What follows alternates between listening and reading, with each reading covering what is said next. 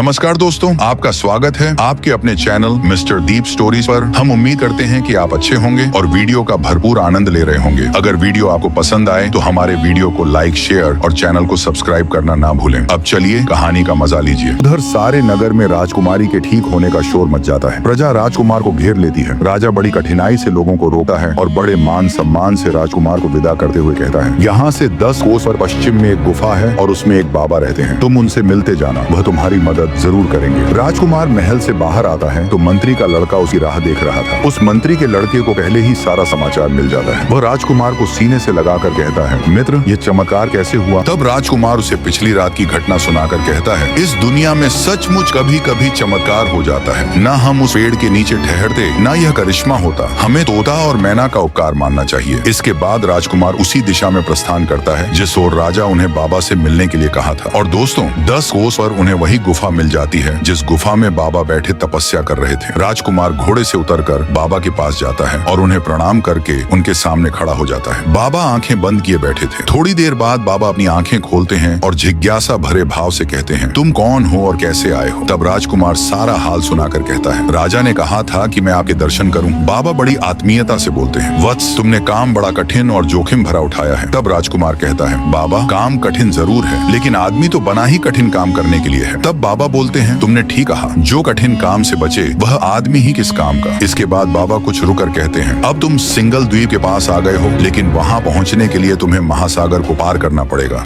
राजकुमार कोई झिझक नहीं दिखाता है और कहता है, बाबा, जो शक्ति मुझे यहाँ तक ले आई है वही शक्ति इस कठिनाई का भी रास्ता जरूर निकालेगी। तब बाबा राजकुमार को शाबाशी देते हुए कहते हैं, वत्स, आदमी तो निमित्त है, काम शक्ति ही कराती है। इतना कहकर बाबा ने खड़ाऊ की एक जोड़ी उसे देते हुए कहते हैं, इन्हें पहनकर तुम सहज ही समुद्र पार कर जाओगे और जाओ, मेरा आशीर्वाद तुम्हारे साथ रहेगा। राजकुमार अत्यंत कृतज्ञ भाव से बाबा के चरणों में सिर रखता है और बाबा से समुद्र पार करने के लिए खड़ाऊ की जोड़ी ले लेता है। इसके बाद बाबा उसकी पीठ थपथपाकर उसे आशीर्वाद देकर विदा करते हैं। जब राजकुमार और मंत्री का बेटा अपने घोड़ों पर सवार होकर चलने लगते हैं तो राजकुमार भाव विह्वल हो रहा था। उसने मंत्री के लड़के से कहता है, राजा बड़ा उदार था, उसके साथ जो हुआ उसका बदला उसने चुका दिया है। हमारी इतनी बड़ी समस्या को सहज ही हल कर दिया है। दोनों आगे बढ़ते रहते हैं। अब उनकी आतुरता विशाल सागर को देखने के लिए थी, लेकिन दोस्तों, अचानक से राजकुमार को एक चिंता आकर घेर लेती है। वह सोच रहा था कि खड़ाऊ की मदद से वह तो सागर पार कर लेगा, पर उसके साथी का क्या होगा? कुछ सोचकर उसने मंत्री के लड़के से कहता है, मित्र, आगे की लड़ाई अब मुझे अकेले को ही लड़नी पड़ेगी। जब तक मैं लौट कर नहीं आऊं तुम यहीं रुके रहना। राजकुमार की बात सुनकर मंत्री का लड़का हतप्रभ हो जाता है। ये कैसे होगा? वह सोचने लगता है, अकेला राजकुमार उस किले पर कैसे फतह कर सकता है? जब उसने अपनी आशंका राजकुमार से व्यक्त की तो राजकुमार उसे धीरज बंधाते हुए कहता है, तुम चिंता मत करो, आगे के लिए मेरे पास सारे साधन हैं। फिर इधर उधर की बातें करते हुए वे आगे बढ़ते रहते हैं। राजकुमार का मन परेशान था। उधर मंत्री का लड़का भी भीतर ही भीतर यह सोचकर परेशान था कि यदि राजकुमार को कुछ हो गया तो वह राजा को क्या मुंह दिखाएगा। राजकुमार हिम्मत से आगे बढ़ता जा रहा था और साथी का दिल बैठ रहा था। दिन भर चलने के बाद अंत में उन्हें दहाड़ता सागर सामने दिखाई देता है। सागर की बड़ी बड़ी लहरें उठ उठकर एक डरावना दृश्य प्रस्तुत कर रही थी। सागर के तट पर पहुंचकर दोनों मित्र अपने घोड़ों से नीचे उतर जाते हैं और सागर की विशाल लहरों को देखने लगते हैं। और दोस्तों, राजकुमार अगले दिन सुबह वहां से प्रस्थान करने का निश्चय करता है। बड़े तड़के उठकर राजकुमार अपने घोड़े को खूब दुलार करता है। उसके बाद मंत्री के लड़के के बहते आंसुओं को पोंछकर उसे सीने से लगाता है और सूर्य की प्रथम किरण के निकलते ही पैरों में खड़ाऊ पहनकर सागर के तट पर जाकर खड़ा हो जाता है। इसके बाद राजकुमार जैसे ही पैर पानी पर रखता है उसका सारा बदन कांप उठता है, लेकिन थोड़ी देर बाद वह महसूस करता है कि वह पानी पर ऐसे खड़ा है जैसे धरती पर खड़ा हो। फिर तो राजकुमार एक एक कदम रखते हुए आगे बढ़ने लगे। लगता है मंत्री का लड़का राजकुमार को इस प्रकार जाते हुए बड़े आश्चर्य से देख रहा था।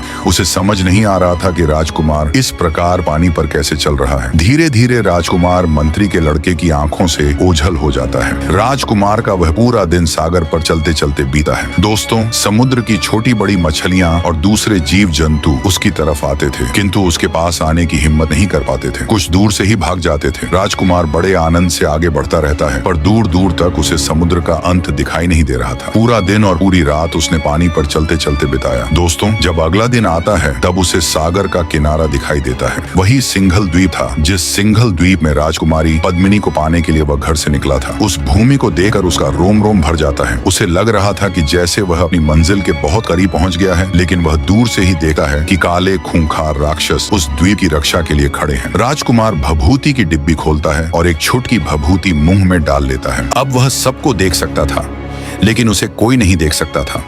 वह बेधड़क राक्षसों के बीच पहुंच जाता है। राक्षस देखने में बहुत ही डरावने थे। उनके रंग रूप और चेहरों को देखकर रोंगटे खड़े हो जाते थे। उनके हाथों में हथियार देखकर प्राण सूख जाते। राजकुमार उन सबको देखकर सकपका रहा था, हालांकि उसे पता था कि कोई भी उसे देख नहीं सकता है। राजकुमार निश्चय करता है कि पहले वह शहर का एक चक्कर लगाएगा, शहर को समझकर फिर आगे का कार्यक्रम तय करेगा। वह शहर में चारों ओर खूब घूमकर राजकुमारी पद्मिनी के महल की तरफ भी जाता है, किंतु उसे लगता है कि जोर जबरदस्ती से महल में घुसना असंभव है। नमस्कार दोस्तों, हम आशा करते हैं कि आप इसे पसंद करेंगे। इस कहानी का अगला पार्ट देखने के लिए हमारे वीडियो को लाइक, कमेंट, शेयर और चैनल को सब्सक्राइब कर लें। वीडियो देखने के लिए धन्यवाद।